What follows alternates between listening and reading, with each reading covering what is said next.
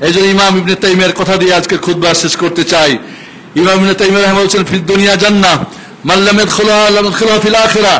দুনিয়ায় জান্নাত আছে, যে পরকালে জান্নাতে যাবে এই দুনিয়াতে জান্নাতে সে থাকবে, প্রবেশ করবে।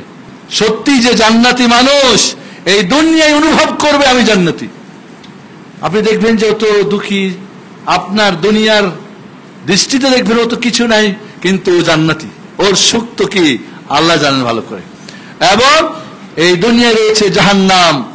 যে ব্যক্তি আখিরাতে জাহান্নামে যাবে, ওই জাহান্নামে যাওয়ার আগে দুনিয়ায় সে জাহান্নামে থাকবে। গাড়ি বাড়ি নারী টাকা পয়সা ধন দৌলত সহ্য বীর্য রূপ আর সবকিছু থাকবে, বাট সুখটা থাকবে না। ওমান আ'রাদা আন যিকরি ফাইন্না লাহু মাঈশাতান দানকা ওয়া নাহশুরুহু ইয়াওমাল কিয়ামাতি আ'মা ক্বালা রাব্বি লিমা হাশারতানি আ'মা ওয়া ক্বাদ কুনতু বাসীরা ক্বালা কাযালিকা আতাতকা আয়াতুনা ফানাসিতাহা ওয়া কাযালিকা আল-ইয়াওমা তুনসা।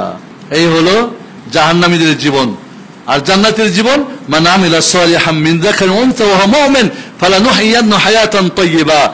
ঈমানদার নারী পুরুষ ঈমানের সাথে যারা ইবাদত করবে, আল্লাহর নেক আমল করবে, আল্লাহ বলেন তাদের সুখী জীবন আমি দুনিয়ায় দান করব। হ্যাপি হবে তারা দুনিয়ায়।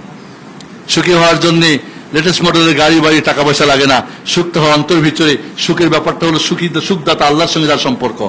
এই বিষয়টা আপনি তখনই বুঝবেন যখন এই তাওহীদকে আপনার জীবনে আপনি দেখতে পারবেন। আল্লাহ রাব্বুল আলামিন, তুমি আমাদেরকে তোমার তাওহীদের জ্ঞান দান করো।